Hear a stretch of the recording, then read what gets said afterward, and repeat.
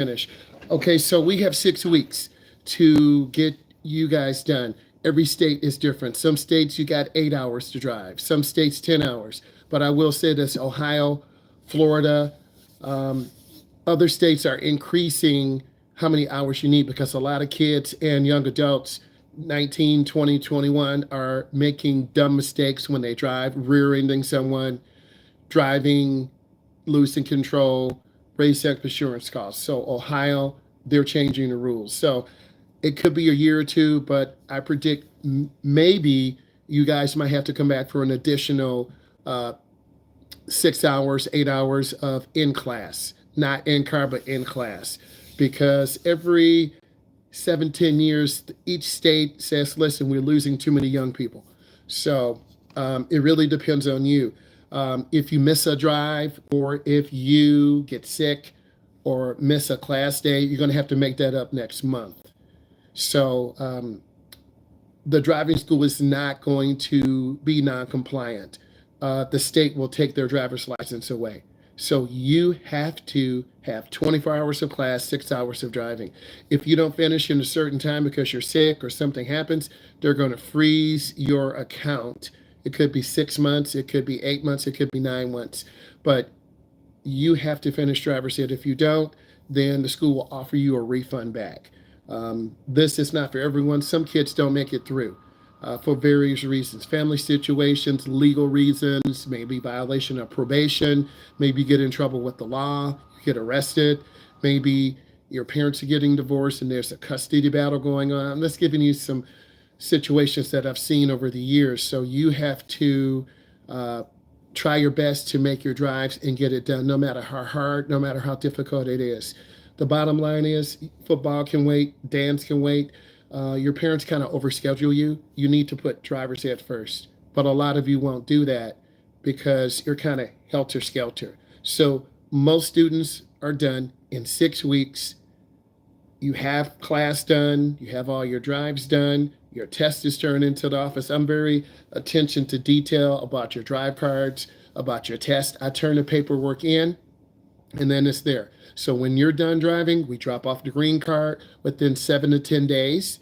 They'll check your attendance, make sure your test is there, check the card, enter it into the computer, and then the state will generate a digital copy of your certificate of completion. Then you need to go to Secretary of State.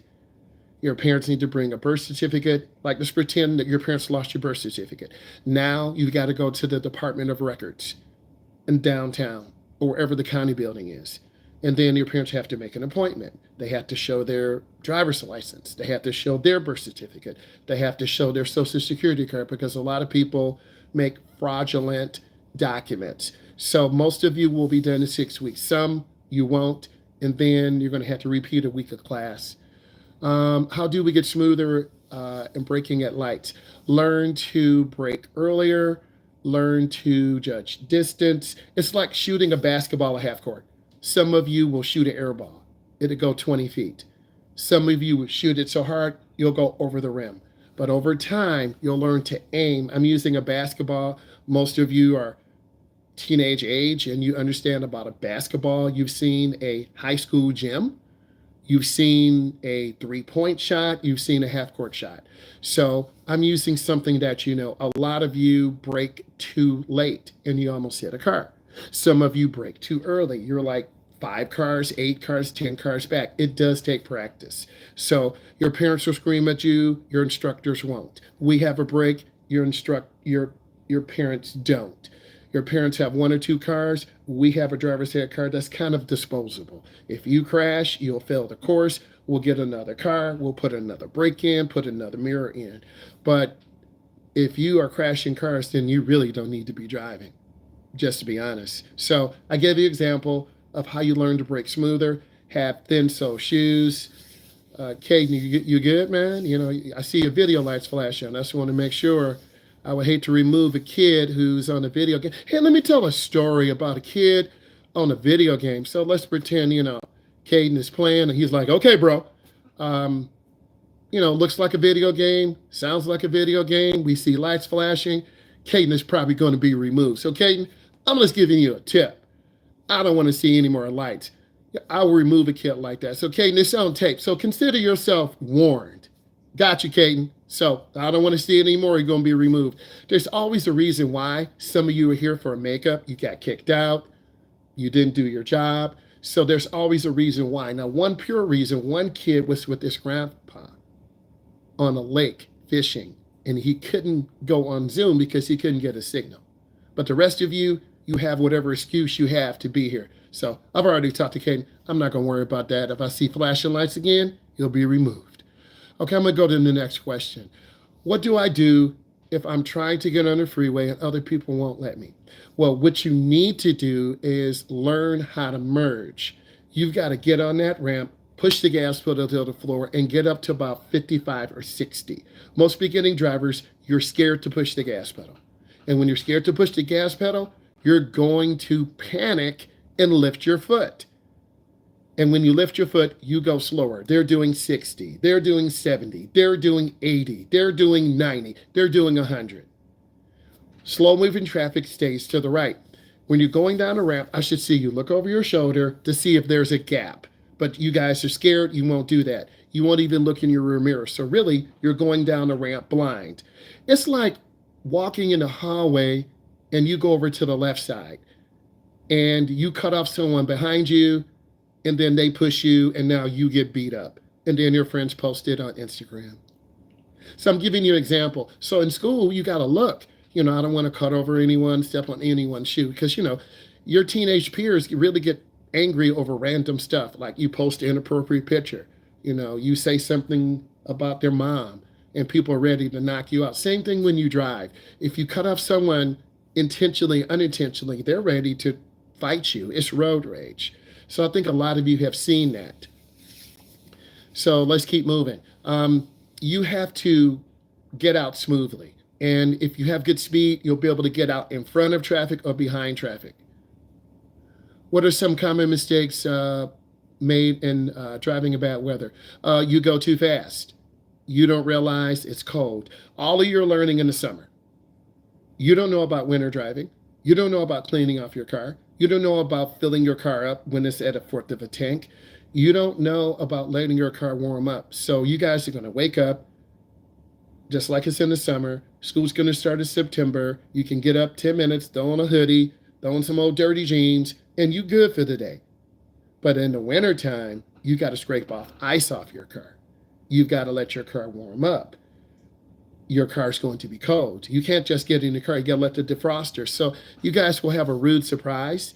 And if you are a last minute person to get to school, like a lot of us are, you're going to end up speeding, sliding into the street, sliding across the intersection, trying to make a turn, and you slide across. So your parents will help you with that this winter. I drive year round, and in the wintertime, we leave earlier. We take our time. We're patient. So just take your time. That's the biggest thing. Take your time. Leave plenty of stopping distance. That's so important. How can I become a better driver on the highway? Practice in the morning and rush hour. Practice in the afternoon and rush hour. Practice early afternoon when it's chilled. Practice early morning when it's chilled. If your parents don't take you out, then you're going to be scared and panic on the expressway. There's no other way. If you want to be a good video gamer, you want to be a good football player, you want to be a good AI prompt engineer, you want to be a good person doing art, you have to put in work. But a lot of you won't do that because your parents don't have time, or you're always rushing, or you're trying to go out to your friend's house, and then you want to go to the mall. You got to make time to learn how to drive. When I drive, you guys, I make time for you. We focus on the process, you learning how to drive, you feeling comfortable. I look at your physical attributes. Are you driving straight armed? Are you looking down at the speedometer? Are you not looking in the mirror? Are you not checking blind spots? I give you reminders because good instructors are always patient, they're kind, and I'm going to read this to you. Good instructors are nice. They don't yell at you when you make a mistake. A lot of you have ran lights, almost ran into cars. I don't rip your head off. Your mom and dad, they're going to do that.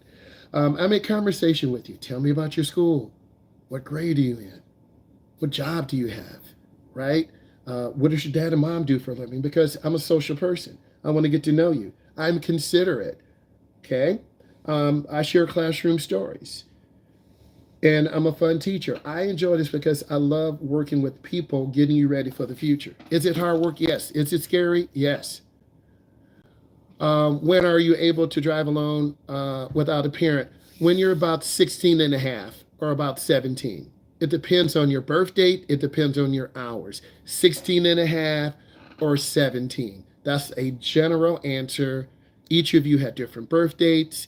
Each of you will finish segment 1 at a different time. Each of you will get your 30 hours in 3 months. Some of you won't get 30 hours in 3 months because you got a problem in school. You argue with your parent. You don't want to listen. So they're going to say, you know what? We're not going to roll you for segment 2 because your grades are terrible or you're disrespectful to your stepmom. So your parents do have control over you until you're 18. So everyone is a little bit different. When I'm trying to make a right turn, should I come to a complete stop or just turn or just slow down? The first thing is do you have a green light? Do you have a red light? Do you have a yellow light? Is there a pedestrian in front of you? Is the light getting ready to change green? So there are other variables that I need you to look at once you are learning how to drive. And it's not as simple as go and make your right turn. You've got to slow down and go under 20 miles an hour. A lot of beginning drivers go too fast in a right turn and they swerve out to the second lane. That's the driving error. You'll cut off her car. Some drivers cut it short and they hit the curb. That's fail. You'll crash the car. We'll hit the crosswalk sign. So you want to go slow into your turn. You want to look left, check traffic, look back to the right. So there are a lot of variables. You can't just make a right turn. You got to look. And a lot of beginners don't look. They just kind of are like in a zone. It's like you're a robot. So you got to look and check traffic. And once I see you checking to the left, and I see Alexander checking to the left, I see Brady checking to the left, I see Nina checking to the left, I see Jacob checking to the left, okay? I see Carl checking to the left because I want you to have vision in the turns because a kid could be walking across, a car could be running a light. So you got to assume that cars and traffic are coming. What are some driving rules most people forget that aren't always obvious? To put on your seatbelt, to slow down at a yellow light. If you can stop in 3 seconds, 1001, 1002, 1003, you need to safely stop. Now, there are some instant yellows. That is very scary. The light will just turn yellow.